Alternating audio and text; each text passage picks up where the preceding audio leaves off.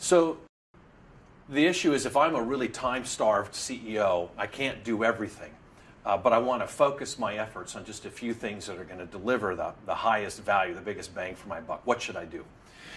When we look at our global numbers on our assessment tool to see what typically comes out at the bottom of the pile when it comes to these assessments, three things really jump out at us.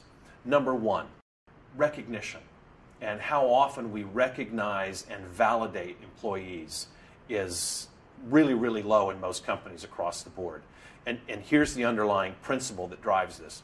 Every single employee, in fact, every single human being that wakes up every day in search of validation, we're hardwired to be seen, recognized, and valued. When we come to work, the question is, do we get enough validation and recognition? And the universal reply to that is no, we're not. Anything we can do to increase, to recognize employee performance better, more frequently, is going to increase employee engagement. And it's not expensive. So that would be number one. Number two, the way we provide feedback and review for employees. It's related to recognition, but it's different. The typical way that we provide serious feedback to employees is through the annual performance review. So whenever I ask a CEO, how often you provide serious feedback to your employees, the response typically is once a year in the annual performance review. Fine. Then I ask, how often do your employees want feedback on how they're doing? And then the answer is they pause every minute of every day, or at least daily. And it's absolutely true. We need feedback every day. We want to know how we're doing in the organization, but we only seriously provide it once a year. So the delta between when we give feedback and when employees want it is enormous. It's huge, and it's too big. The annual performance review as a business practice is dead. It does not work.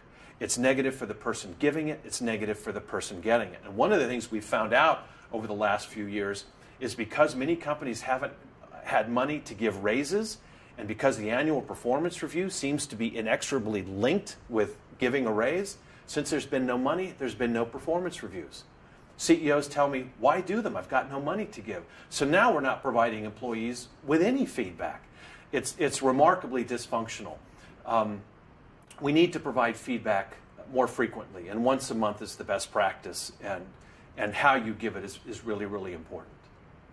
Now, the third area, what's the third thing I would do? I think the third thing I would do is actually test and evaluate. You can't manage what you don't measure. So we would strongly encourage CEOs to measure engagement so that you know what's actually going on, so you can manage the process.